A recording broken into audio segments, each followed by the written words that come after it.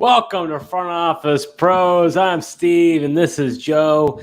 Joe, when we were thinking that free agency was just about to wind down, lo and behold, we see a breaking trade. It usually seems to be the case that Jay Glazer is the one who drops these bombs, and then you've got the Woj bombs in the NBA. I almost feel like Jay Glazer has got just a special connection with certain NFL personnel, and for whatever reason, he has that insider scoop that he just breaks the news.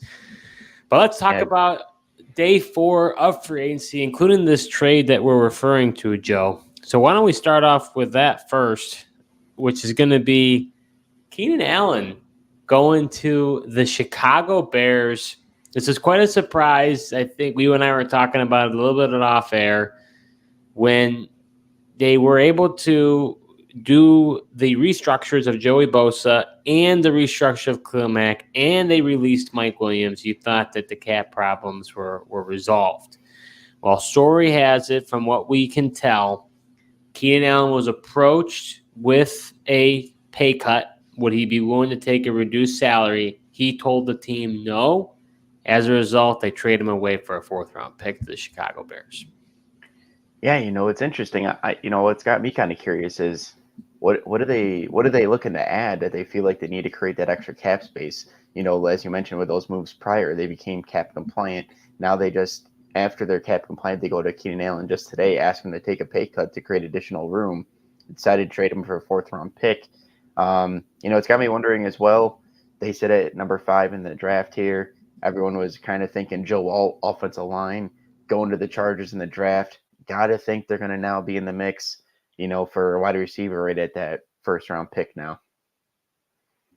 Yeah, or Brock Bowers was also a possible candidate, I think, because we know how much Harbaugh likes the tight end position. However, you did see they also brought in Hayden Hurst. Mm-hmm. I know I don't have him here on the lineup, but they did bring him in, which is another interesting addition. I don't think he's really, he's a former 1st-round pick. He really has never been that great. Yeah, well, he's got the experience in that Greg Roman offense anyways. So I think that it was a natural fit to bring Hayden Hurst into that team. So I agree. Huge implications for the Chargers because now they're best. They've got Quentin Johnston, who a lot of people were saying Quentin Johnston's a bust, and jury's still out. But now it's him and Joshua Palmer right now as the lead receivers in LA. Yeah, that's why I'm saying. Whether maybe it's not pick 5, it's a deep wide receiver class. Maybe it's later, but at some point in this draft, they will now be taking a wide receiver, unless maybe they're in the possible mix for a T. Higgins, or maybe a Justin Jefferson trade or something like that. Unless something like that happens, that just absolutely blows our minds. I assume they're taking one in the draft. I was thinking T. Higgins. I think it's possible. I think they could be in the market. I don't think it's out of. I don't think Mike Williams would come back. Maybe they would consider it now. You don't think so? I don't see how the Chargers would want him back, or why he would come back, because it's like, if they knew they were going to potentially do this for Keenan Allen, why not just keep Mike Williams? I don't see him coming back unless his market dries up and it's just kind of a last resort thing. They get him on a cheap deal. Otherwise, I can't see Mike Williams coming back to the Chargers. For the Bears side, they trade a 4th-round pick and now get Keenan Allen. This is huge implications on this team. They brought in DeAndre Swift. They have Cole Kmet. They already have DJ Moore. They lost Darnell Mooney. Now you enter in Keenan Allen. This offense looks way different. But who's the quarterback? More than likely, it's not going to be Justin Fields from what we're hearing. And who even knows what's going on with the Justin Fields market? It's kind of crazy. Yeah, regardless who the quarterback is, man, this is a huge upgrade for the Bears. They have Keenan Allen as their number 2 wide receiver with the DJ Moore. They have the number 1 pick in the draft. They have the number 9 pick in the draft.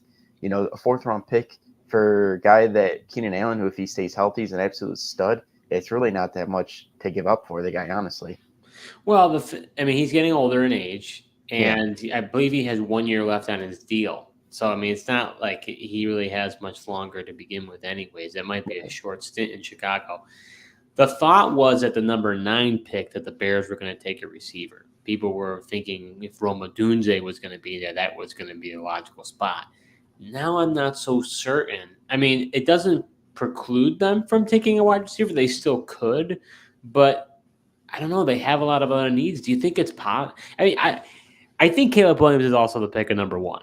But, I mean, would they trade that number 1 pick and just get an absolute boatload? I mean, because there is no trade market for Justin Fields. I mean, Right. we're going to be talking about some of other trades that happened. I mean, where else could Justin Fields go at this point? Yeah, I mean, obviously, people are saying, the Broncos because Broncos haven't done anything at that position. I think they're going to address that in the draft. I don't know if they'll end up trading for Justin Fields, but honestly, from the Bears side, I really think they should consider trading down from 1 and just get that absolute haul for a team that wants to be ultra aggressive and get Caleb Williams. Now you got Keenan Allen. You saw what Justin Fields was able to do with DJ Moore, and Justin Fields was able to do with DJ Moore. Add Keenan Allen into that mix. Cole Kmet at tight ends. I say, if you're not going to be able to get anything for Justin Fields, why just ship him off for peanuts when you can keep him? You now have pieces around him to potentially get better. He's been developing and getting better year after year. Why not get that boatload, stick with Justin Fields, and just build around him, with the other pieces in the draft? Yeah, I don't know. It's a very interesting predicament they're in. It's a good one to be in, but it's one of those things where it's like, do you buy?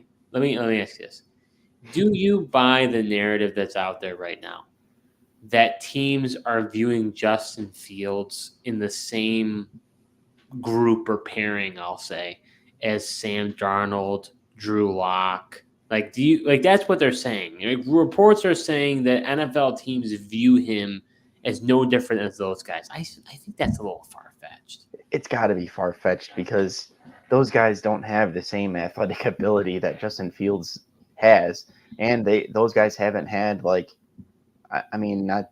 Justin Fields hasn't been the most successful, but I mean, like those guys haven't put up the numbers and stuff that Justin Fields has, or probably, I mean, it'd be interesting to see the win comparison, but I think Justin Fields has been more successful. He's shown flashes, just not consistent enough, but honestly, the Bears haven't really done him much favors in terms of putting pieces around him or staying fluent with the coaches. He's constantly got new OCs, got a defensive head coach. So, he definitely has gotten a fair shake, and I think that's a bad narrative to have out there, and I don't think it's fair to Justin Fields. This move just has huge implications on both sides. I mean, even when we talked about the Chargers, I mean, Herbert just lost both of his best options at wide receiver. I mean, we know that Harbaugh likes to run the ball. It's not going to happen because of the contract. I'm not even sure if Harbaugh would even really want Herbert to be his quarterback. I mean, there's been some stuff on Twitter, just people thinking like, do the Chargers dare, trade Herbert and acquire Fields from the Bears, get the number 1 draft pick in the process, and Harbaugh picks his guy JJ McCarthy. Here's the thing. That's a hard thing. It's so hard to read these NFL coaches and GMs. There's so much smoke that goes on when they're talking to the media. You never know what's true and what's false. But yeah, I mean, you and I definitely caught the bait because you and I both thought that when Jim Harbaugh came out and said, Keenan Allen, he's the type of guy we want to keep around, like he's not leaving the team. You and I both took that to the bank. We thought for sure that Keenan Allen was going to stick around for the Chargers. Lo and behold, he's gone. Yeah, and usually Jim's the type of guy. He doesn't usually pull any punches. He's usually pretty straightforward. That's why, some coaches, it's just coach speak. I'm not going to believe him. But Harbaugh's pretty usually straightforward and doesn't try to pull punches on you. Obviously, he did this time, or unless, this was just something that kind of a decision that just came to fruition and it had to happen. In front office felt like it had to happen unless something changed dramatically that way.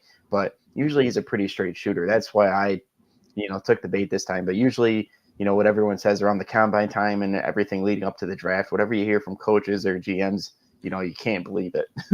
No, you can't. And that's why, to me, it's very shocking because you and I both thought that Keenan Allen was going to stick around. Especially once they're cap compliant. Yeah, no, all right. I mean, they don't even need to do this. Why did they even feel the need to ask for him to reduce his salary unless they're trying to bring somebody else in? But they could always just restructure Herbert. That's what makes me think that do they not want Herbert? Because Herbert's contract is massive to my knowledge. So just restructure his, kick the can down the road, clear the cap space. You see the Chiefs do it with Mahomes. You see the Bills do it with Allen. It's no different. So if they're not doing that, does Harbaugh really want Herbert as his quarterback? I'm not so certain. Yeah, I mean, I don't know if he does. I mean, obviously, once again, he spoke very highly. In his press conference, he goes like this, talking about how tall Justin Herbert is and his stature compared to him. You know what I mean? But obviously, we see, he talked highly of Keenan Allen. He's not gone. So, yeah, very interesting. They definitely don't want to hurt themselves with that Herbert contract for the future. So maybe Herbert plays this year, but not somebody that Harbaugh wants to be tied with for his career there with the Chargers. So as a Broncos fan, would you say that I would think that you're ecstatic that he's no longer in the division. Like this is making the Chargers worse. Keenan Allen? Yeah. I mean, it is. I'm glad for that, but I'm just curious as like what else is going to be happening with the Chargers. I mean, I know Jim Harbaugh, man. Once he gets his guys in there, he's got a system. He's been a winner everywhere he goes. So definitely Chargers have more of my attention in the division than in the past. I will say this. Caleb Williams is a very tough evaluation to me. If he does go to Chicago and now he has Keenan Allen, people were thinking he was a can't-miss prospect. I've been kind of waffling on that of late, but it's hard to deny what the offense would look like now with Keenan Allen in the mix. Yeah, I mean, talk about, setting up whether it's Fields, whether it's Caleb Williams, whoever the quarterback is, trying to set them up for success. This is definitely stepping in the right direction, especially, if they double down and take a rookie wideout at the number 9 pick. So talking about quarterback, obviously we're talking about Fields and really the absence of a market for Fields. We saw Sam Howell traded today. He went to the Seattle Seahawks. We thought that could be a likely landing spot for Fields. Did not happen. So what ended up happening is Washington, I believe, traded a 4th and a 6th, and the Seahawks received a 3rd and a 5th. So, I mean, decent compensation. Basically, they're jumping up 2 rounds. The Commanders are. I think it's a good move for the Commanders because they had no intention of utilizing Howell. I'm a little surprised how much the Seahawks gave up. Well, that's what, like everyone else is saying, that's got me thinking is, what in the world are the Bears asking for Justin Fields? If Howell's getting this and the Seahawks are one of the quote unquote teams, they shifted their directions over to Sam Howell. Obviously, that means in their eyes, Chicago is asking for too much, which is interesting just because we hear that their trade market's not there. But I like the move for the Seahawks, and I think it makes a lot of sense for the Commanders, obviously. Like you said, they're going to go rookie quarterback in the first round. They got a veteran backup now. Howell was expendable. And then as far as the Seahawks go, they got Geno Smith for now. And I think it'll be a good battle and a nice learning experience for Howell, too, in Seattle. Yeah, and I think he has an opportunity to win the job. Yeah. I think that Geno Smith does not have that job on lock because the new coaching staff, even though John Snyder is there, it's going to come down to the X's and O's. And Mike McDonald may not want to roll with Geno Smith. Geno Smith excelled with Pete Carroll. We don't know what it's going to look like with a new head coach. Yeah, and honestly, I mean, Sam Howell's coming into a good situation. DK Metcalf, Tyler Lockett, Jackson Smith, and Jake out there. A good, strong run game with Charbonnet and Kenneth Walker there as well. So, I mean, he's walking into a much better offensive situation in Seattle. And Seattle's offensive line can't be nearly as bad as what he just had in Washington last year. Well, he may still be Zach Howell, Joe. We don't know that. I don't know, man. I mean, that offensive line was just absolutely terrible. Sure, some of those sacks could have been him hanging out of the ball too long, but there's plenty of times where the guard play and the interior offensive line was just awful for the Commanders. So then we saw another trade go down. Desmond Ridder, formerly of the Falcons, went to the Cardinals in exchange. Rondale Moore went to the Falcons. I think it's an interesting move for the Cardinals as an insurance policy, in the event that Kyler Murray can't isn't able to play well. But at this point, Ritter's a backup. If you had any high hopes that he would be anything else, I think you're missing the you're missing the writing on the wall here. Oh yeah. I mean, he showed, with his playing with Atlanta that he just isn't meant to be a starter, and he is just a backup, and it's an interesting move. I saw people, Atlanta fans that were like happy. It was just like, so wait, we had to give up Ritter to get a talented wide receiver like Rondale Moore? Like, that's all we had to do? Being that, Ritter has like no value to them now with Kirk Cousins there. Well, it's sort of surprising that Arizona was not able to find a way to get Rondale more involved, ironically, right? Yeah, I mean, here's the thing. I was concerned about him. I thought he was going to be possibly more of a gadgety type player in the NFL just based on his size. But, the NFL is different. I mean, you see guys like Tank Dell. He's not big, and he was able to perform really well. And Rondale Moore did very well in college. I believe it was at Purdue he played at. Yeah. So I think, he's going to be the third fiddle there in Atlanta. Maybe even fourth fiddle because you got Pitts, London, and Moody. But I think it's a decent landing spot. Kirk Cousins has been able to support multiple receivers. You saw him in Minnesota. He was able to support, Justin Jefferson, obviously, Jordan Addison, and KJ Osborne.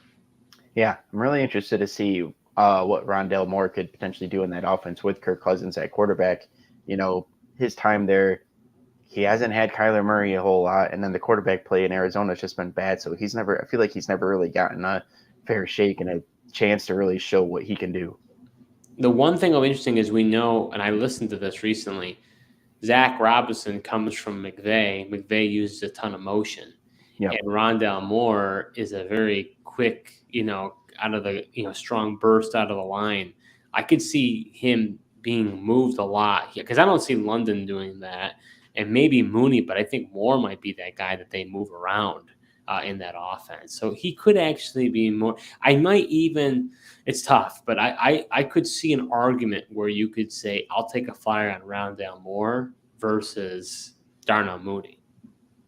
Yeah, I could see that. I just think Rondale Moore just offers more versatility and opportunities and chances for them to get him the ball more creatively than somebody like Darnell Mooney. Then we saw A.J. Dillon. He went back to the Packers, still trying to determine. It looks like it was a 1-year, $2.74 million contract. I got to tell you, so this was a head scratcher for me. I don't understand why A.J. Dillon did what he did. I mean, he's a bruiser of a back. Josh Jacobs is more of a bruiser. He can receive as well.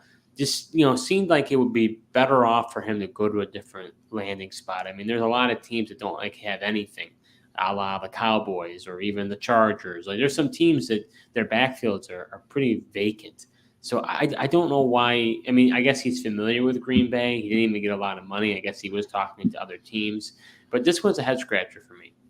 Yeah, I think he just wanted to hit the market and test it. And I just think that his market wasn't what he thought it potentially could be. So I think, like you said, familiarity with LaFleur and just that team, and he probably likes the camaraderie of the young guys that they have on that offense. And I think he just ultimately decided his best opportunity was to go back to Green Bay. But it is interesting, normally teams like a thunder and lightning approach. Packers really have that thunder approach with, Jacobs and now A.J. Dillon coming back. But the Chargers wouldn't have really made sense because they brought in Gus Edwards. So I feel like they'd have that same kind of thunder approach down in LA as well. I just don't see why. I guess you and I, there was at one point you were in on Dillon quite a bit. Then I joined a little bit. You were out. Then I got into him, and now I'm out. So it's just interesting because we both were expecting this huge jump in production. Never saw it. But that was when Aaron Jones was there. But Josh Jacobs, I think, is going to get the bulk of the workload. Yeah, I would think so. Like you said, this it's interesting him going to the Green Bay Packers, but at least they have a familiar guy that they can trust. And if Jacobs needs to get spelled or God forbid he goes down, they've got a running back like A.J. Dillon who knows the system and has been a part of the team. And like I said, they also have that trust factor with him. And then we had Curtis Samuel, Joe. Your Buffalo Bills, Steve. My Buffalo Bills signed a 3-year, $24 million contract with Samuel. I believe it was $15 million guaranteed. Let's hear your thoughts on this first, because I'm still processing this.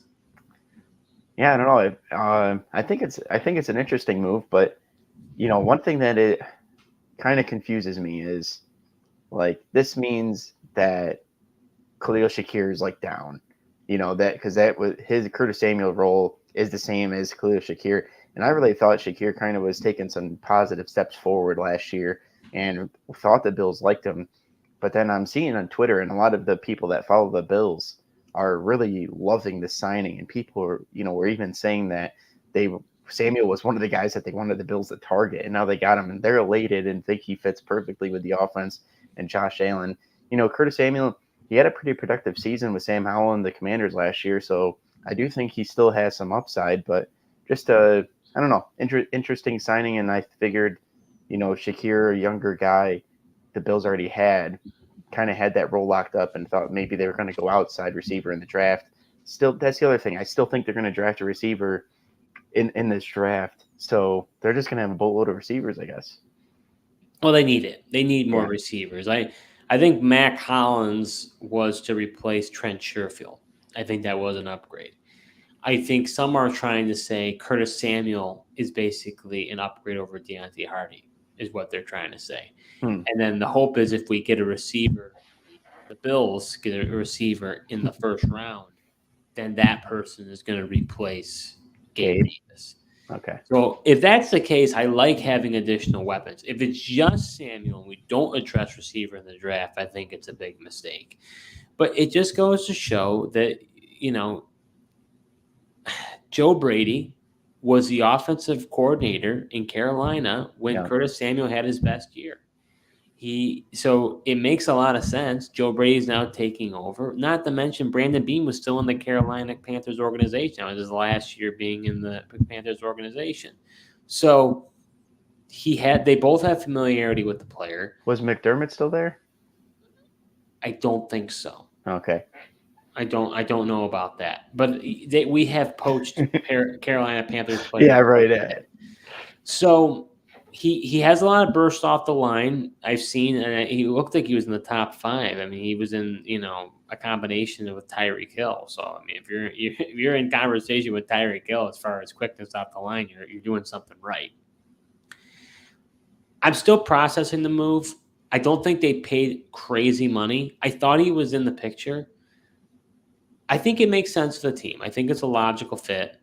I just am waiting to see what they do in the draft because I think they need another guy. I don't think it can be only him. But if they bring in another receiver, then I'm going to be really excited because then I feel like, okay, things are moving forward. Well, but you got to remember, Samuel is young too. He's 27 years old. So he's probably going to play for the next 2 years in Buffalo because of that $15 million guaranteed. So he'll be around 29 at that point. So I think they, even though he's had a lot of NFL experience, but he came in so young. So I don't know. It's an intriguing move, I think. Yeah, I was just gonna say, man, that's crazy that he's only 27. Like, I just feel like he's been around so long. It felt like he was older than that. But interesting to hear that. But yeah, I mean, if Matt Collins and Curtis Samuel stops the Bills from drafting a wide receiver, there's something wrong there. Yeah, no, I think there is something wrong, but I think they will.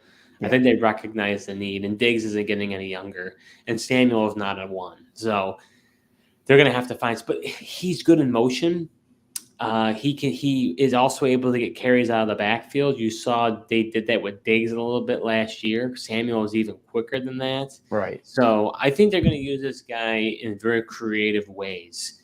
So I think Bills fans are going to like him. Well, that's good because a good friend of the show here, Dustin, absolutely hated the move right when it happened. So I know. I'd be curious if we had him on what he had to say because I saw that he really hated it. He said the window is now closed because of this move. I thought that was dramatic. That's a little dramatic, but that's kind of Dustin for you. So going on to the defensive side.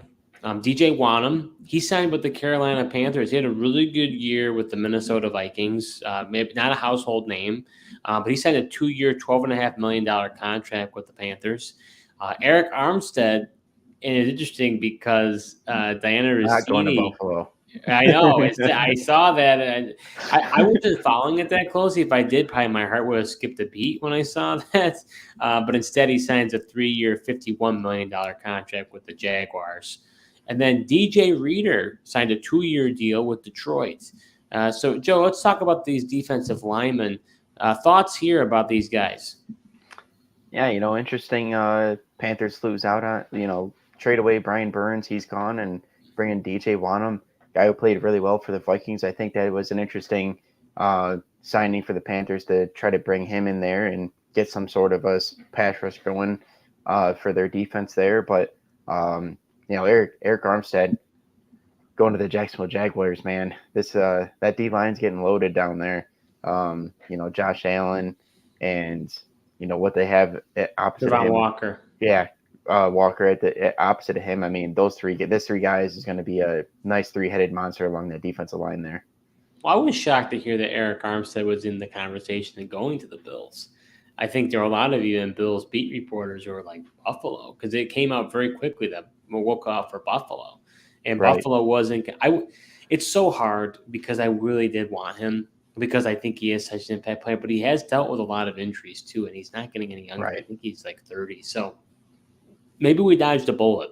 I don't know, but there's no denying him in Jacksonville with Josh Allen and Trayvon Walker, him reuniting with Trent Baalke, who I believe was the general manager at the time when he was drafted, way back ago. So it's a good move. I think he's still definitely, he's still young. He's 29, 30. We know defensive linemen can play for quite some time. Yeah, definitely. Just once again, man, just goes to show you the connections and the people we talk about that a lot for watching these free agent signings, and it just continues to play out year after year here, and this is just another one of those. As far as Wanham, I think that's another radar signing for the Panthers. Yeah. The only thing is I don't know this off the top of my head. I'd have to look at the metrics. I think I know this. There was I saw it online. John Macri posted from PFF that I think the Danielle Hunter, based on his pressures, he allowed his teammates to accumulate 17 sacks, which was the most in the league. So that was kind of like it was mentioned that this is a Will Anderson post, which I thought was very interesting. But what that tells me is, can DJ Wanham perform without the likes of Danielle Hunter on the opposite side? We'll find out. That's my only concern, because he might have been a byproduct. The stats indicating he was a byproduct of Danielle Hunter. Yeah, it will be interesting, but this him going to Carolina is giving him an opportunity to make a name for himself and truly break out by himself and show that he wasn't just a byproduct. Curious to see how he does with Carolina, but like you said, it definitely is an underrated move, I feel like. And DJ Reader going to the Detroit Lions. I like this for Detroit, man. They're just bolstering up that defensive line. Now he gets to pair with Aleem McNeil, who's a young and upcoming guy at the defensive tackle position. Detroit's really upgrading their secondary. They're upgrading their defensive line to really get after the quarterback. Curious to see how these guys all play together and how much better that Detroit Lions defense is going to be. Yeah, he's never really been a guy who fills up the stat sheet, but he's going to help the guys around him. Guys like Aleem McNeil, guys like Aiden Hutchinson. We saw Marcus Davenport go there. So, defensive line, the Lions aren't making any splashy moves, but they're making just, solid moves across the defense to try to improve things. Yeah, and based how they've done, man, they that front office, Dan Campbell, everyone's getting extended. Like to see that for Detroit Lions turning it around down there. I know, it's your NFC team. Let's talk about the other guys here. So we had Devin White. He went to the Philadelphia Eagles, 1-year deal that can go up to $7.5 million. Kendall Fuller, formerly of the Washington Commanders, he went ahead and signed with the Miami Dolphins. I believe it was for a 2-year deal for $16.5 million, which isn't bad for a corner his age. And then we saw Von Bell, formerly of the Carolina Panthers, going back to the Cincinnati Bengals on a 1-year deal. I got to tell you, Joe, this Von Bell signing makes absolutely zero sense in my mind. You went ahead and you signed Geno Stone. Now you signed Von Bell, but you had Jordan Battle kind of, starting to look good. And then you had Dax Hill, who had a fantastic year. So why are they adding all these safeties? I have no idea, man. I was just as perplexed on this reuniting of Von Bell as you were. I mean, your facial expression was saying it all as you got the Von Bell's name here on the list, um, and I was really surprised by it. It still doesn't make much sense to me because it's like, how are you going to get these guys playing time and get utilization? I mean, I like Von Bell was like a captain of their defense and the leader. Are you really going to bench him for these other guys? And it's like, why did you put emphasis in Jordan Battle and Dax Hill on your defense to only bring in these other veteran players? $6 million too. They gave him. That's not nothing. Right, that's what I mean. I mean, that's significant to have him bench unless they just weren't happy with Jordan Battle's play. And like I said, they're gonna or Dax Hill. Maybe we're looking at it from a fantasy perspective, and that I he still just think he could accumulated go to some the stats. slot. He was a he But they was have a Mike Hilton. right, but I mean they don't have a Woozier. They need some outside Yeah, depth. but Mike Hilton's a nickel. He's Yeah. always been a nickel, and Dax Hill, you're saying, is going to be a nickel. They can't slide Dax Hill to outside corner, and they can't do that for Hilton either. Who knows? Maybe Hill could play outside corner. I don't think so, but maybe the Bengals will prove us otherwise. The Fuller signing is interesting. I think Xavier Howard was probably better, but their secondary is very good, the Dolphins. You got Fuller, Ramsey, Jordan Poyer, and Javon Holland. But if you look at their defensive line and you look at their offensive line, there's some areas that look, in their linebackers, it looks pretty poor. Yeah. I mean, I don't envy these guys in the secondary because without that defense line and the pass rush, I mean, they could look bad at times because I think the quarterbacks are just gonna have a lot of time to throw, and that's never good when you have to cover for so long. No. And then lastly, Devin White, Joe. He's Yep, a guy that he's a big name. If you look at the PFF numbers, this guy's overrated. He obviously has benefited from having a high snap percentage for most of his career. I think it's a great landing spot for him. I know you and I were both interested in him as a player. I think he had his lowest tackle percentage last year, was benched for KJ Britt. But Philadelphia, they don't invest a lot in the linebacker position. As you saw, they try to kind of scoop up on former, talents like Shaquille Leonard. Obviously, didn't pan out for him. I think his career might be over. I'm not even hearing any rumblings about him. But Devin White's a guy, he's great at the blitz. That's his best attribute. And I think that with the problems that the Eagles had, I think getting that pressure from the interior, I think could be very beneficial for Philadelphia. And they have nobody in that linebacker room. They lost Nicholas Morrow.